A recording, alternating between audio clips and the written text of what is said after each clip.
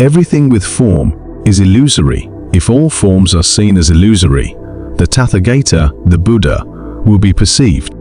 Just as, in the vast ethereal sphere, stars and darkness, light and mirage, dew, foam, lightning and clouds emerge, become visible, and vanish again, like the features of a dream, so everything endowed with an individual shape is to be regarded.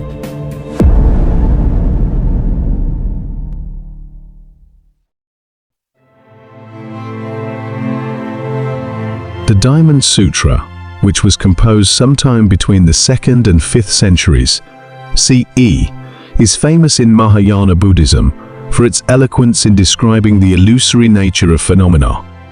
As a scripture belonging to the Prajnaparamita, the perfection of wisdom, canon of Buddhist texts, which share a preoccupation with the nature of emptiness, it seeks to correct readers' questions about what is real and unreal, what it means for us, and how we can apply such teachings in our lives, in the face of the seemingly real world, within ourselves and without.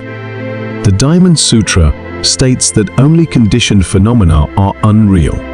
That is, the way in which we perceive the world is from the conventional perspective, samvati, and therefore unreal from the ultimate truth, paramartha. The latter points to the underlying or fundamental aspect of reality, which is the unconditioned, the absolute that has names like nirvana, dharmakaya, sunyata, tathagata, and so on. Strictly speaking, the ultimate reality can neither be said to be real nor unreal, because it is beyond worldly dichotomies, and even vocabulary or description. Nevertheless, experience is real to us who live in the world, which is recognized as the conventional reality in Buddhism. The tricky part of this illusion is that although it is illusory, we still perceive and feel it to be real. Things are as real as we believe them.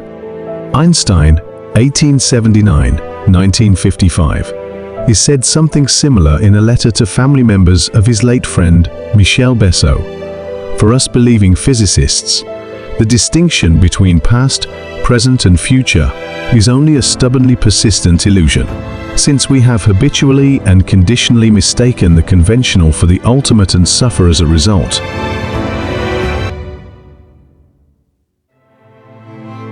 The Buddha spent much of his time talking about the illusory nature of phenomena. Throughout my studies, like many others, I have been struck by how his teachings have been echoed by ideas in cutting-edge quantum physics today. On the deeper level of reality, phenomena are merely temporary manifestations from the quantum unified field, which is the source of everything. This bears a striking equivalence to what is called the pure consciousness in Buddhism. As our mind or consciousness is part of the field or source, we co-create our reality. Phenomena we experience cannot be separated from our cognitive processing of that very phenomena. Our craving and aversion arise from our sensory experiences, making us project, filter, and reflect illusions with our finite minds. However, this is not nihilism.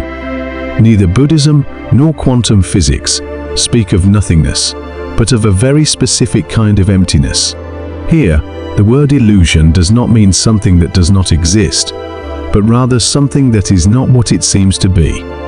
Therefore, it is better to qualify the illusoriness of the world with the common refrain: the world as our finite and dualistic minds perceive it is an illusion. The way we perceive the world as a self-existing object, externally made of matter, and the ego, internally made of body and mind, is an illusion. The subject-object split and all other forms of duality or separation are illusions. When we see through the illusions and let them go, they lose substantiality and therefore power over us. To understand how quantum physics also sees the world as an illusion, I would like to point out 3 metaphysical stages that the discipline seems to point to. Stage 1. Matter is an illusion. According to quantum physics as a whole, matter as we know it does not exist, or at least, matter is not what it seems to be. The material world is what we might call a virtual, simulated or holographic reality made of quantum particles. These are small packets of non-conventional, intelligent or conscious energy. They pop in and out of existence at extremely rapid speed. They are momentary manifestations, like ripples arising from and ceasing into the vast ocean. Atoms are really waves of energy, waves of potentialities rather than particles of things. Science now widely accepts that everything is energy. As Einstein said in the film Atomic Physics, 1948, mass and energy are both but different manifestations of the same thing, a somewhat unfamiliar conception for the average mind. That mass and energy are but different manifestations of the same thing. A somewhat unfamiliar conception for the average mind. This has striking affinities with the Buddha's idea that all phenomena lack inherent existence and are instead conditionally interdependent in a web of emptiness. We need to see through these illusions because our false beliefs in substantiality and our identification with the ego as real are the catalyst for suffering. But if matter is unreal in the conventional sense, how does the material world come about? While the Yogacara, mind-only, school of Buddhism is most emphatic about the material world being a projection of the mind, Mahayana Buddhism in general points toward this as the logical conclusion of seeing conventional reality as fundamentally mistaken. Stage 2. The material world is a projection of the mind. According to the Copenhagen interpretation, matter only manifests in space-time when there is an observer. These quantum phenomena are called the collapse of the wave function, waveform, and the observer effect. When there is no observer, said phenomena revert back into their primary state of wave functions, which consists of all possibilities and is potentially everywhere all at once, yet not. Here, the world of wave functions represents the pure potentiality of pure consciousness.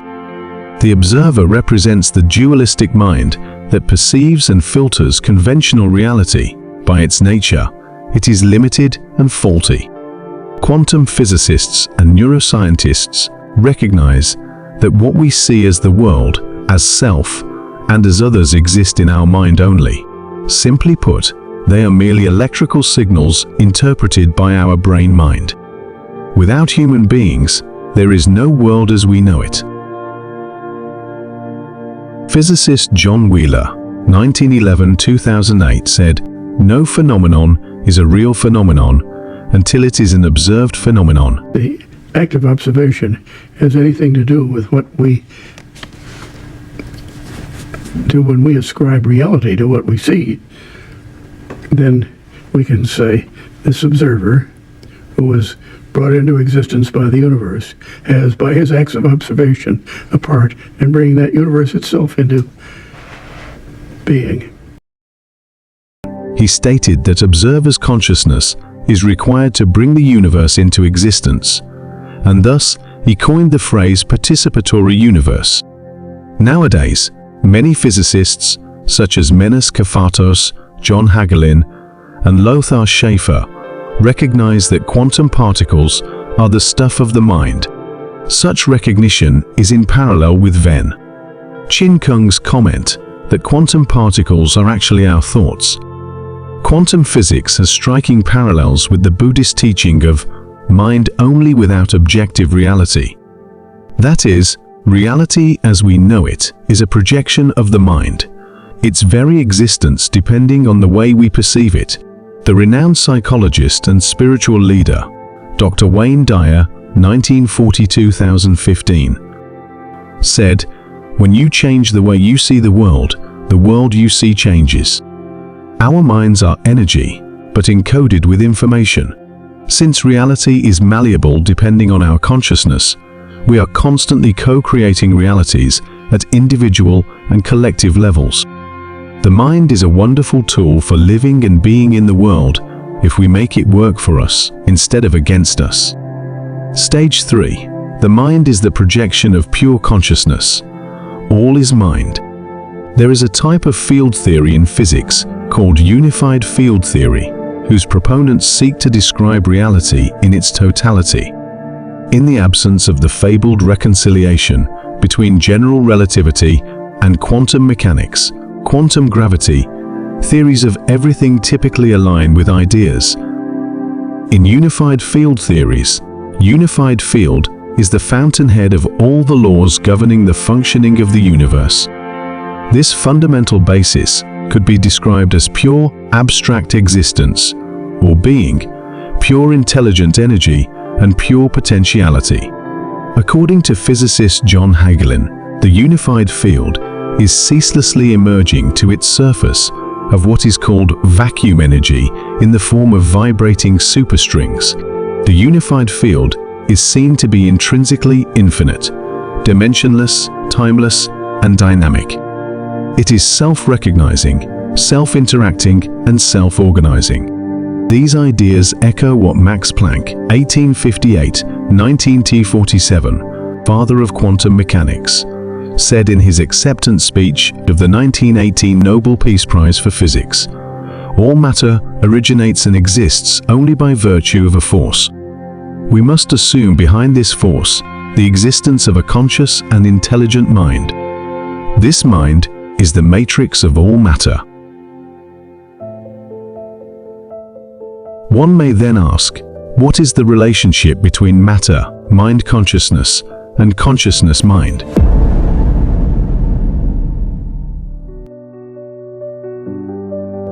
I would suggest that matter seems to be taking place in the mind or consciousness, which has dominance over matter, but mind is taking place in consciousness or mind, the fundamental ground. Reality is like an onion. One level of reality is within a higher one, which in turn is within a yet higher one. Consciousness is fundamental, mind is secondary, and matter is tertiary. The metaphysical principles taught by the Buddha seem to be finding greater affinity with mainstream science, particularly quantum physics. Yet we must also keep in mind that knowledge is like a finger pointing at the moon, with the moon itself beyond knowledge. The first people to admit the limitations of their knowledge are none other than quantum physicists. 1923 lecture, Max Planck said, "Reality is just a very specific, narrow slice of that vast range of what our thoughts try to encompass." So far, we have explored how quantum physics is moving toward these three stages of scientific truth.